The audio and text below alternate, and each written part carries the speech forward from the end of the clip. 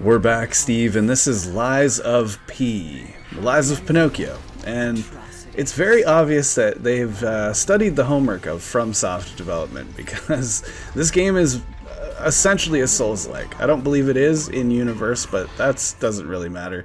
This game is all about the boss fights. It's all about this crazy, decrepit world, a huge amount of back lore, and that is essentially where we've gotten. We did get the code very late, so we're not being able to put a full review together right now. This is a bit of a preview, early impressions, and there will be a full review coming down later down the road, but this game is easy, so give us a little bit of slack here. But the universe that you spawn into, you are this puppet, and it seems like the world has gone through a puppet revolution. I don't see any humans around, and there's a lot of hostile puppets, and that kind of puts you in this really weird, fantastical world. But keeping similar with the Dark Souls similarities, you have these checkpoints that you're spawning at, you're saving at, you're leveling up. All of the stats seem to be the equivalent of Dark Souls. Your endurance, your attack, it's all delineated in the same way, and similar to Sekiro, you have this mechanical arm, and although we're still very early, it seems that that is used to swap out different kind of abilities, chain together your combos, and that's what the game's all about. Chaining together combos in crazy boss fights, and persistence is key. But you're so much newer to the Dark Souls series, or Dark Souls type of games. What was your first impression?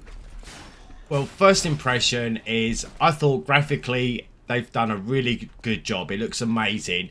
To make it that kind of dead horses and destroyed carriages from obviously these puppets that are mechanical.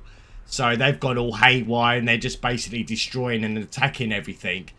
But your reference to Dark Souls, I did play a little bit. And as you said about this being very similar, it's all about the parrying. And I am useless at the parrying, but you do a lot of that. But to be honest with you, you start off and you have your sword. That is your primary weapon anyhow. So you do go around, and as you kill these machines and puppets, they actually give you like credits that you can use for upgrades. And believe me, they do come in very handy. So you go around, you're not really sure what you got to do. You've got certain checkpoints, but you have to explore this city to start you off. And at the end of each part of the city, after killing a few mechanical dogs and a couple of policemen, or mechanical policemen, that's what they look like, you have a boss. And this is where I am having issues, because like I said, it's a lot of parrying, it's a lot of specific timing on your attacks. Yeah. I found that I had to kind of use a crutch to get through that, because you can do... I'm not the best Dark Souls player, so I can read the attacks, but getting your attack in is where the difficulty comes. This is right after you're introduced to some items. Again, similar to Dark Souls, you apply an ability to your sword, and that got me most of the way through that fight. And then I finished him off by just throwing grenade after grenade after grenade, and sometimes quick and dirty is the route you have to take.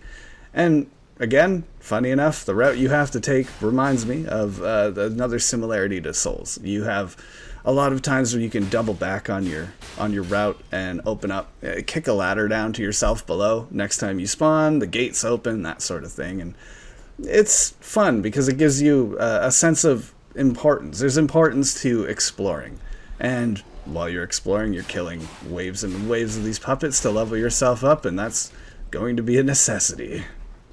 Okay, Scott. So we've not really had too much time as what we would like to in Lies of P. So this is just the first impression. And I have to say, I am impressed. Overall, graphically, the game mechanics. Yes, I'm not very good on the parrying. There is a lot more to this game that we've only just really touched the surface on. There's going to be a bit more decision making in this as well, and the upgrades, and there's a lot more that I'm really looking forward to this game. So I am recommending this. How about yourself?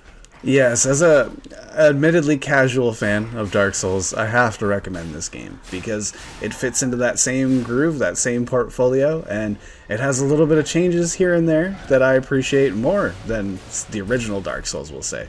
But it doesn't really matter how it stands against that. This is a universe of its own, and that's the part that really draws me in, is when I realized, and this is so cool, you have to lie to get your way into one of the buildings. The thing is that puppets can't lie. At least they're not supposed to. But you are Pinocchio, the one puppet that can lie. You're the special one here. And I really like how this game is going to open up. Again, I have to recommend.